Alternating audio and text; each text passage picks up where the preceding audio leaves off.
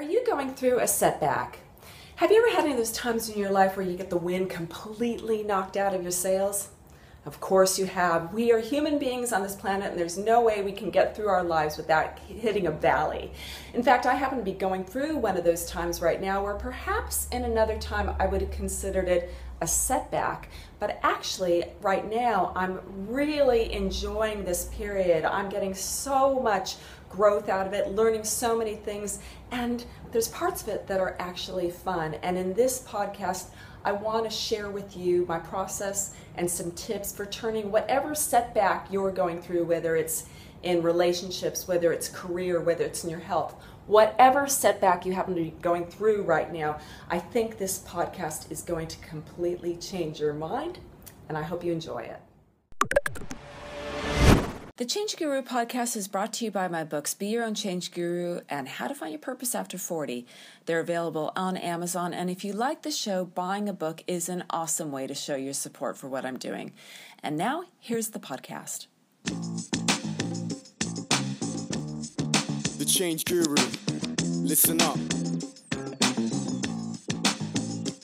You are the guru of your own midlife change. Gotta take it and own it, don't be restricted by age. What's the number anyway? Live your dreams, don't hesitate. You're the change guru, you're the change guru. This is the time to step up, make your dreams come true.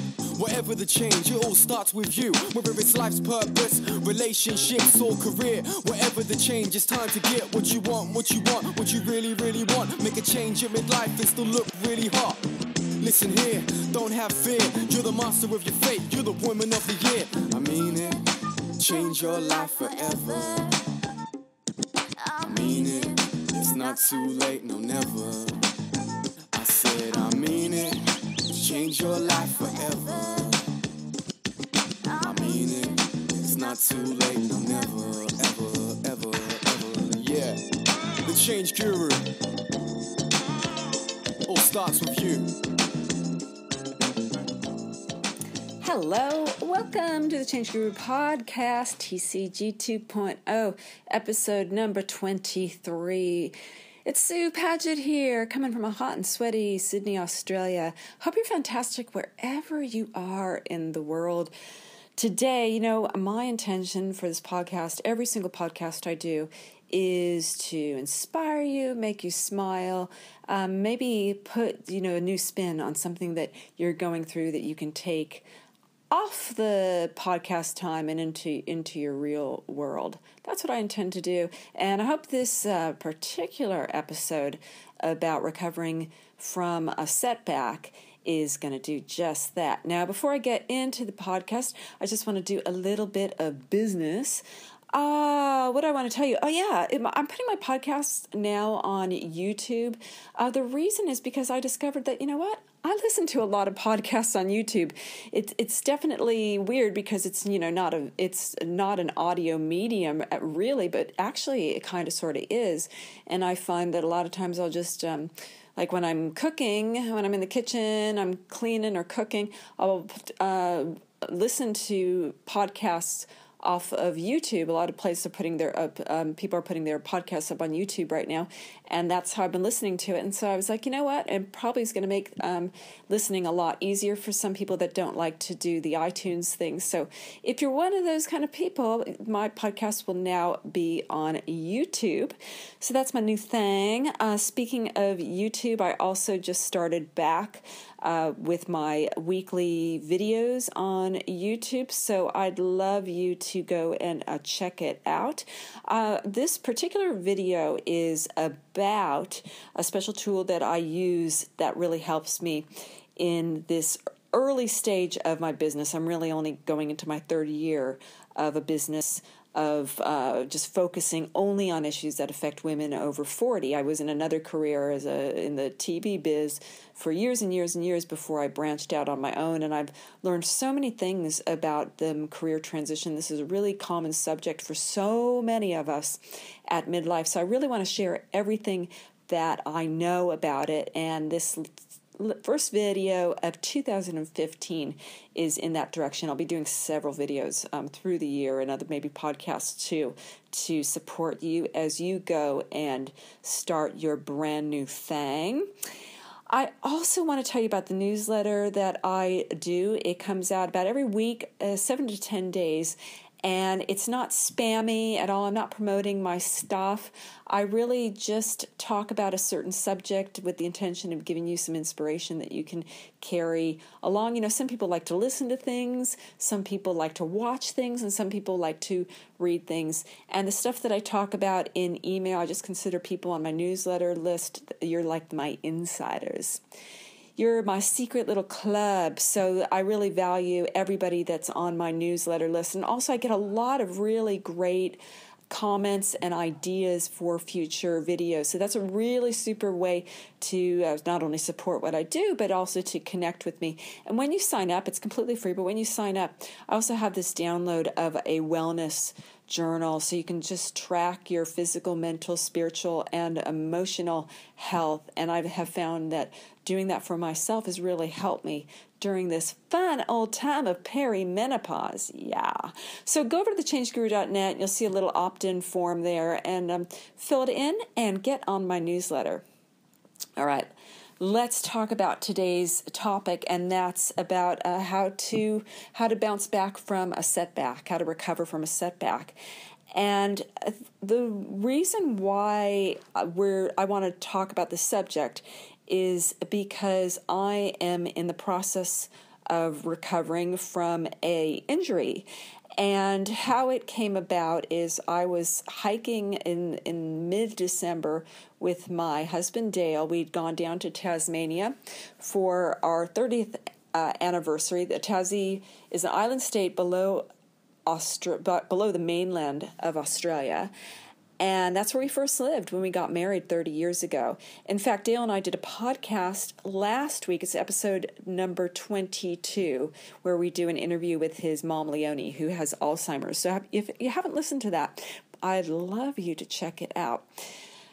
So anywho, we were down in Tasmania. We went hiking this beautiful part of Tasmania called Fresnay, and it's on the East Coast, and it is so gorgeous. And also the thing about it was the most spectacular day. I'd say it's about 2 or 3 hours from Hobart, which is the main city there. And it's just mountains along the coastline. And it was the most spectacular day. And Hobart, Tasmania tends to be pretty wild in its weather. When we lived there, I was frozen all the time. I was a little California girl, and I was just freezing all the time. But this weather was amazing. I mean, it was just the most gorgeous day. So we went on a hike that was kind of takes in this place called Wineglass Bay, which is you're going through all this beautiful rugged bushland. The trail is really fantastic. It's about like a 11-kilometer trail. And it winds you up through kind of mountains, these really craggy peaks. It's very beautiful, really different kind of landscape. And then down to like this little peninsula, like this little bay area where the sand is super white, like white, and the water is gorgeous turquoise, just spectacular. So Dale and I were walking, and we'd kind of done a bit of the hard part of the hike, and we had gone, I think we were probably about like 3 or 4 kilometers into it, and then we started, and that was kind of mostly kind of going up a hill, and then you walk down a hill, and then the rest of it, even though it was probably 7 or 8 Ks left to go, it's all relatively flat and along the coast. So we were kind of doing the harder part, and then we came down, and I was just looking up at the sky and thinking about how much I loved life and how good it feels to walk, because I love hiking. It's one of my favorite things to do. And it was on the flattest part of the trail, and I was just walking, la la la la la, and I tripped on a branch thing it was like a root of a tree that was kind of embedded in the trail. And someone had warned me, the one thing about the trail was that it's kind of gravelly and slippery. And when they said that to me, I just kind of like, oh yeah, because I hike so much that I know the importance of every step. You really pay attention every step of the way. clearly I wasn't at this moment in time, because I hit that little limb in the trail, and then the gravel basically took me down, and I broke the fall with my right hand, going hard, like with my wrist, just my right hand completely flexed, and I braced my fall that way. Somehow I also landed on my left knee. I'm not quite sure how I did that, but Dale at first didn't think it was that big of a deal as far as the fall went, because he said my head came this close from hitting a rock, a big like bouldery thing that was along the side. So he in his head was like, oh my God, that was so close. So anyhow, the weirdest thing that happened is when I fell, a few of the things that I'd been doing prior to this fall came into play. And the first thing I got to say, when I did this fall, I immediately got this message in my head that was like, here's my new teacher. I knew it was pretty significant, and I just knew that I was going to go down a different road because of this. And a few things that I'd been doing prior to this fall really saved me big time. They made a huge difference in so many things, from immediately what happened and long term. And the first thing I have to say is my yoga practice of 16 years saved my ass on this. I'm not exaggerating in that I didn't really think about it at the time, but the type of yoga that I do, and maybe this is for any kind of people, any kind of yoga type, the type of yoga that I practice is called Ashtanga yoga, and it actually has so much wrist action in it. I mean, so much hyper flexion, I guess that might be called, but just really extreme work of your wrist, and also really weird, and I didn't realize this until my injury happened and I couldn't do the postures anymore, but also really weird rotation of your the lower part of your arm. So your arm really rotates in extreme ways that you don't normally do. And I really, honestly, with all my heart, believe that if I had not been practicing for so many years, my wrists, I have such flexible arms, and just a lot of fluidity in my arms and in my wrists and my joints from all these years of practice. I think that if I didn't have that flexibility, because I just landed so hard in the most extreme flexible position. It's like, how your arm, if you do yoga, you'll be familiar with downward dog, where your hands are full, the wrist is completely, I'm doing it right now, I can't really explain it well, but your hand is so extremely bent. I'm sure I would have broken something. I didn't know at the time. All I could tell was there was no bone sticking out of my arm. So I've never had a broken bone. So I assumed first sign that was okay. So I feel like yoga saved me in that way. A second thing that really helped me was that I really established a pretty strong meditation practice, even though I've always sat still through my yoga practice. I've had a really deliberate sitting practice, and I've spoken about that a lot in the podcast.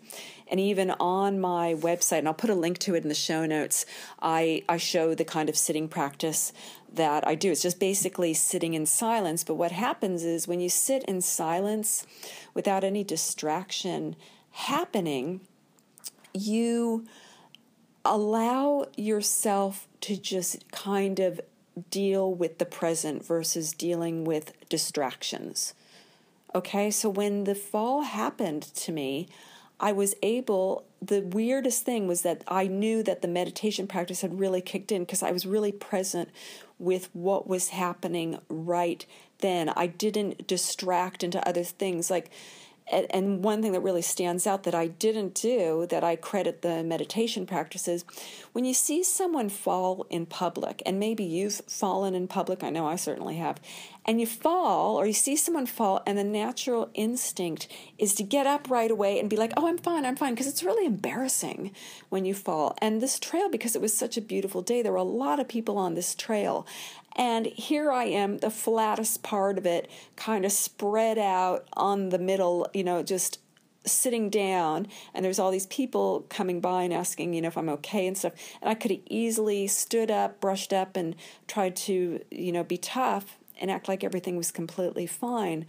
But I knew that I was kind of in shock and that I shouldn't move at all. I just knew. And I really consider that meditation and being still gave me some kind of presence, some kind of restraint in just knowing just to be still, just to slow down for a moment, absorb what happened, rather than be distracted by other people and worried about what other, worried about being embarrassed by the situation. So those were a couple things, and I think it also helped me go into also some good first aid mode. Of course, I had Dale there to help me, but I knew right away, rest, ice compression, elevation. I knew that I should. I've done enough first aid courses that we knew how to strap myself to make a splint and put it in a bit of a sling, which we made with Dale's T-shirt. So I just kind of knew that. I also had to get out of there. I had a choice. I could either walk 5Ks up the hill that we had just come, or I could walk another 8 or 9 kilometers flat. And the 5Ks was actually quite a brutal 5Ks up the hill, was pretty strong. And I just felt that oxygen-wise, I really just needed all my energy to kind of go to my arm, which was, I knew my arm was in trouble. So I needed all my energy to just get through this injury. And that walking up a hill 5Ks, even though it was shorter than the 8 or so Ks to get out, was, I think it was a little bit less actually. Maybe it was like 3 or 4 Ks.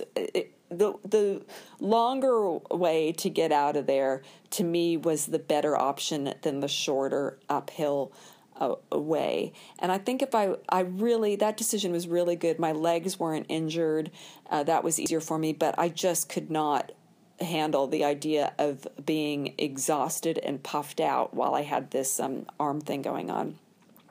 The other thing that really helped me, and I've also spoken about this on the podcast, is I was just on the finishing side of this thing called the 100-Day Gratitude Challenge.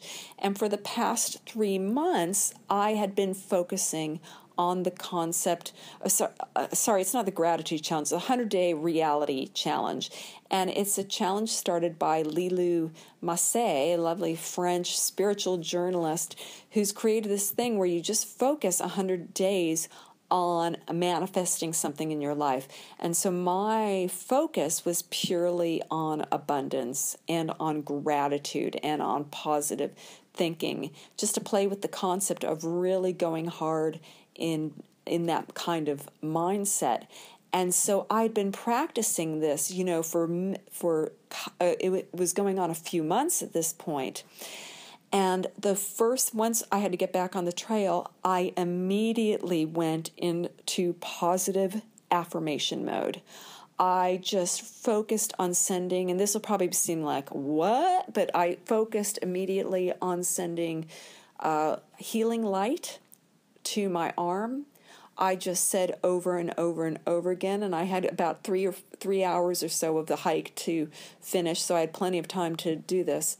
I just focused on my arm, saying, you know how to heal, you know how to heal, you know how to heal. Every breath I take is sending healing energy to you. Out of this only good will come. And I didn't let my mind go into, oh my God, what is going on with my arm? Is it broken? This is the arm that I write with. This is the arm that I drive with, that I eat with, that I do all these, what's going on with me. I just did not let my mind go there. I refused to. When I feel those kind of thoughts coming in, I just push them away. And I really credit the 100-day reality challenge for giving me a training of my mind, because I think without it, I would have been going into a negative place. But I felt like it was really important to just do the old Louise Hay thing of out of this only good will come. I am safe. All is well. I just kept on saying that over and over. And I think this is how we can relate my injury to any kind of setback that we have going on in our life, whether it is in relationships or jobs or whatever kind of thing. We all get knocked around in life. And I think to automatically be able to tell us when our body is in a kind of shock, because any kind of setback, your body goes into the physical body, the mental body kind of goes like, oh, whoa, and everything's happening, and then the physical body goes into kind of a shock. And just to be able to recite a mantra of all is well, only out of this only good will come, no matter what's happened to you, is like just forecasting you're going to get through this. Everything's going to be cool. Everything's fine. You're taken care of. You're safe. So I really, really love that. And I can't say enough the importance of training your brain to go into a positive state, to really examine the negative self-talk that if you have that going on, it's really easy for us to have that. I cannot tell you enough how the immersion into affirmations and positive thinking really, really played a significant role in what I'm going through now. So those were a few of the things that happened immediately after I injured my arm. We were in pretty remote place. It was just too far really for me to get x-rays. And instinctually, I was like, I don't think I've broken everything. I can kind of wiggle my fingers. I can kind of move my wrist. There was no bones sticking out. And I just thought the best thing for me to do is elevate the sucker, put ice on it, and just chill out. The next day, I went and got x-rays, and there was no break. But they were pretty sure there was something serious going on. So anyways, I came back home, and the kind of injury that I have is I've torn muscle. I've torn muscle, and I've got some medium nerve issues happening. So that's what I know. And I've been to the physio a few times. I immediately went back to my yoga practice about 3 days 3 days later. I kind of just did what I had to do while I was still on, in air quotes, holidays in Tasmania. But when I went back to my yoga practice, I modified it significantly. I literally could not do the most basic things, but I just felt like I needed to move energy. In yoga, they call it prana. I needed to move life force through me, and I even would, I needed to walk. I would just keep my arm in a sling, and I would walk. I needed to move, and I guess that's the first thing that I want to tell you about when we've got a setback. And I know this. I mean, you cannot be on this planet without having a shock to the system, whether it's a loss of a person, a loss of relationship, whatever the setback is. I think your body goes into crazy shock first. It's kind of like what I was starting with first. So that it's kind of like what I was saying before about how your body kind of just goes into this, like, I don't know zone, and the importance of what your mind is saying. So with a setback, one of the first things that you can do, regardless of this, is if it's a physical setback or a whatever setback, start with the physical body. Because when your body goes through this shock, your immune system also is completely vulnerable. And it would be so easy for me to, because also even though the pain was in my arm, dealing with pain all day, it's exhausting. It really tires you out. And it'd be so easy for me to just kind of sleep all day and curl up in a ball and not want to move.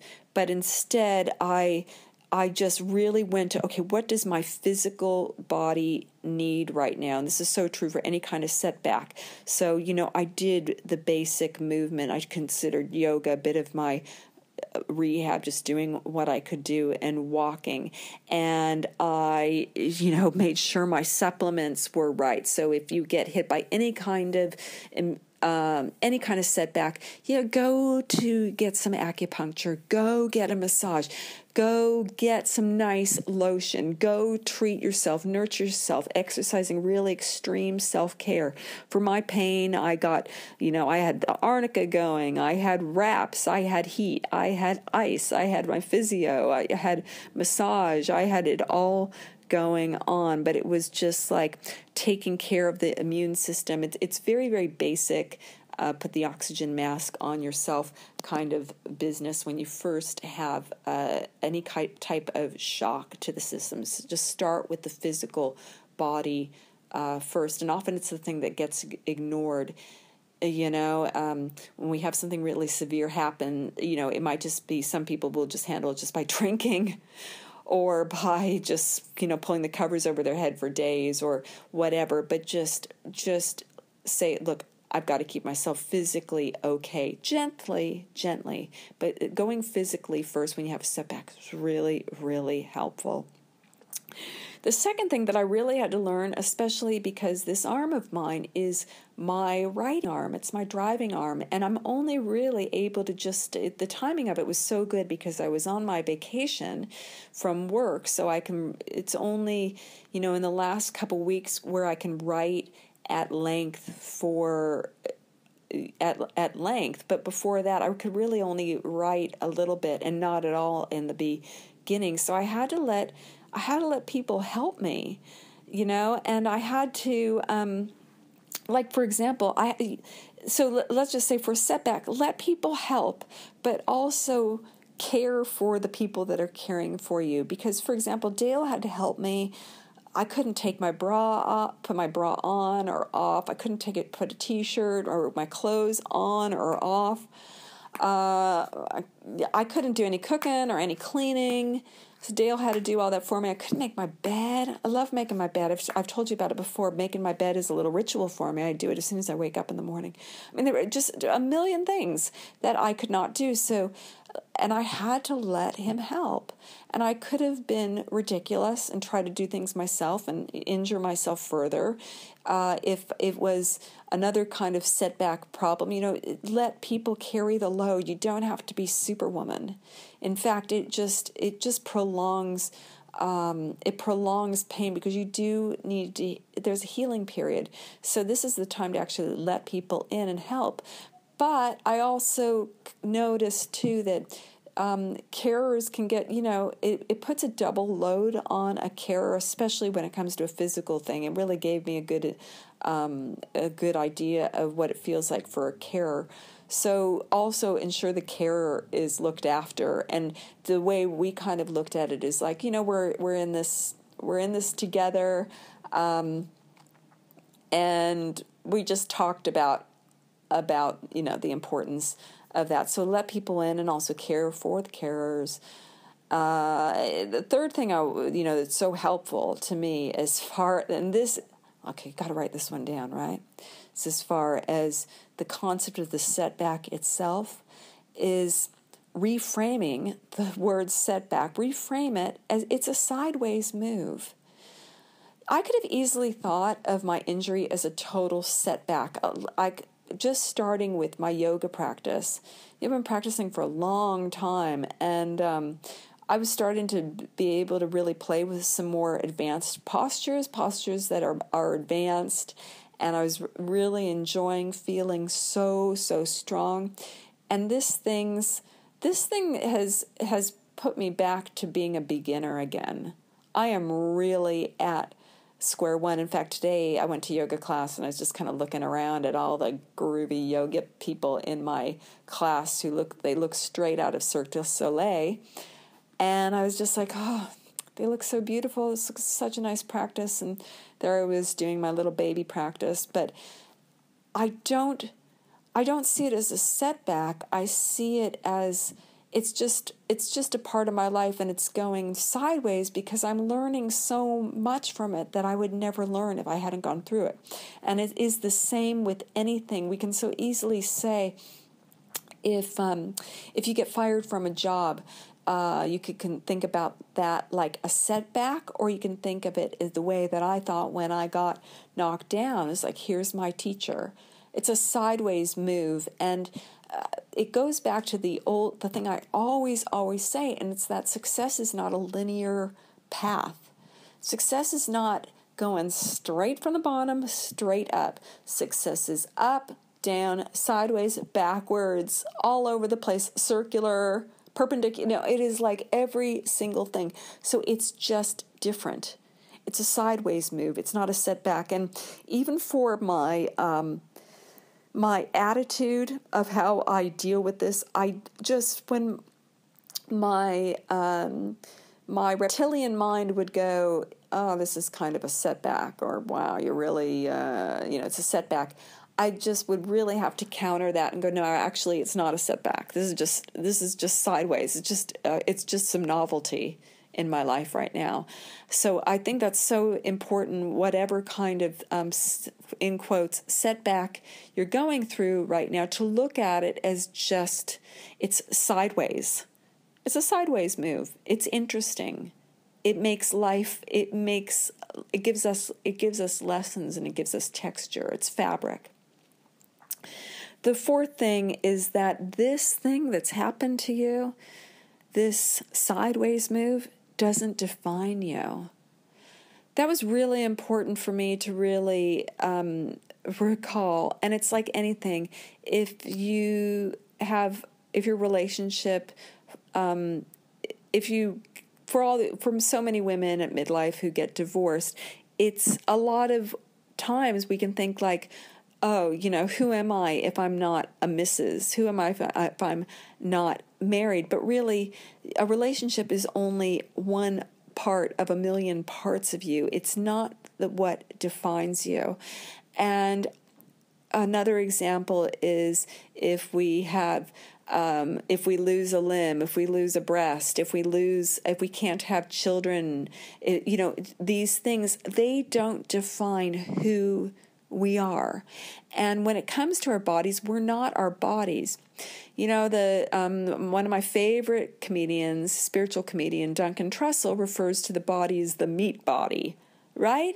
The meat body is just this physical shell of ours that we carry through our very, very short time on Earth. And the fact is, it's gonna have times where it gets sick. It's going to have times where it doesn't do what it's supposed to do. It's completely impermanent. It's completely impermanent, but it's not, my body is not me. My body is only one part of me. So rather than seeing myself as this girl walking around with a broken chicken wing and feeling sorry for myself and thinking, it's just a part of me. It's just something that I'm recovering from, and I'm just something that I'm dealing with, but it doesn't define me. So if you have gone through anything that resembles a setback and it's feeling like that's your whole world, just remind yourself that it's only a part of you. It isn't you.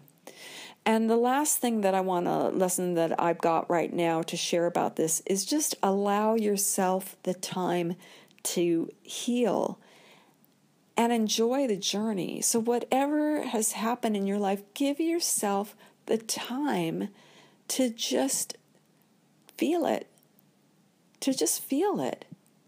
That's even beyond dealing with it, to just feel it and to move through it. I think our biggest problems as people in this current society is that we think that we got to move through things really, really fast. But what happens is when we don't process something, the underlying problems, the underlying reasons for us going on this little sideways move in the first place don't get resolved. And in fact, it's the clear example of when something happens for you and not to you. So my beautiful fall has actually been something that's happened for me. It's allowed me, at the very, very least, to be able to really break down the concept. I'd never, ever had kind of an injury that's pretty severe before. I haven't had anything that's landed me in a hospital except having my kids 20-something years ago. So I've never been in a hospital since then. So this was a new experience for me, and I think that it's given me maybe a more understanding of the process of physical healing and some of the emotions and things that go through it. But it also allows me to see the importance of a process in any kind of sideways move that we have. So I've actually loved it. I've also really loved my yoga practice. Even though I can't do a lot of things, nothing gets your attention more than pain. And my practices, I just am so present in every movement that I do, because I can't do things that are going to hurt me. And I also can feel my arm, with every movement that I do. So I am feeling it, and I'm so present. And they've been just so intense. They've just been fantastic in working with my breath, working with my focus. And I love the idea of slow healing. I know that I'm going to bounce back better than ever, but I also know it's going to take time. I think this is going to be just, based on the injury and just based on my gut feeling. I think it's going to be a good couple months before I'm probably going on a little over a month now of going through it. And I think it's going to be another couple months probably before I'm feeling slightly back to normal, but that's okay. Well, let's put it this way. It'll take as long as it takes. It'll take as long as it takes. It doesn't matter, because it's all in how you look at it. If I take it as a gift and I allow my time to do what it needs to do, and I allow lessons and gifts to evolve from it, I can only come out better. So while probably saying that I'm enjoying this experience is, that's a little bit extreme, I really am grateful for this opportunity, and I've learned so much from it. And that's the thing with these, in air quotes, setbacks. We often want to push them away because the pain, it's uncomfortable, that pain. Who wants to live with any kind of psychic pain? All we want to do is just move out of a painful thing so that we feel at ease. But if we can be brave and actually dig into it and actually feel it and look at it and face it, you grow. It's rich. So that's where I'm at. So, it's those things, and I'll just go over them again. It's just start. If you have a setback in any way, shape, or form, start with the physical body. Just take physical care of yourself so that if there's any shock that's gone on, that your immune system is protected. To live life, you have to be as healthy as you possibly can. The last thing you need is for your body to not support you during a stressful time. Second thing is let people in. Forget the independence crap. Just let people in, and remember to care for carers. Third thing is reframe the word setback to a sideways move. Never underestimate the power of reframing words. It's so, again, it comes down to like that 100-day gratitude challenge that I did, because you learn to really reframe your language. So powerful. The fourth thing is this sideways move, it doesn't define you. You're not your body, you're not your relationship, you're not your job. It's just one little piece in the puzzle of you. It doesn't define you. And 5, allow yourself the time to heal. Enjoy the journey, even when it's tough. It makes us who we are. It's the spice of life. And the cool thing is, when you go through it and you get through it, sharing your experience can help other people. It's true. So that is my take on having a little bit of a sideways move, and everything that I've spoken about in this podcast, including a little clip of me doing yoga a couple weeks after the injury. If you do yoga, you'll be able to see that I really can't do certain things that well at all. But I did a little clip of me doing some yoga outside our tent when Dale and I went and did some camping during the Christmas holiday break. That will be on the show notes, and you can find the show notes at changeguru.net/podcast.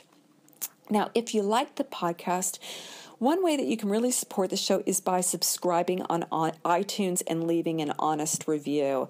That kind of thing helps lift me into the rankings where people can actually find this podcast. So sharing it, leaving an honest review helps heaps and heaps. I'd love to hear from you. What are you going through right now? And could you relate to any of the ideas that I've shared today? I'd love to hear your thoughts. You can post on the show notes page or leave a message on my Facebook page. And I think that's it.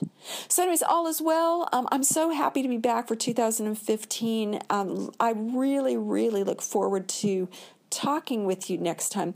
Until then, listen, take care and enjoy your sideways move. I'll talk to you soon. Bye for now.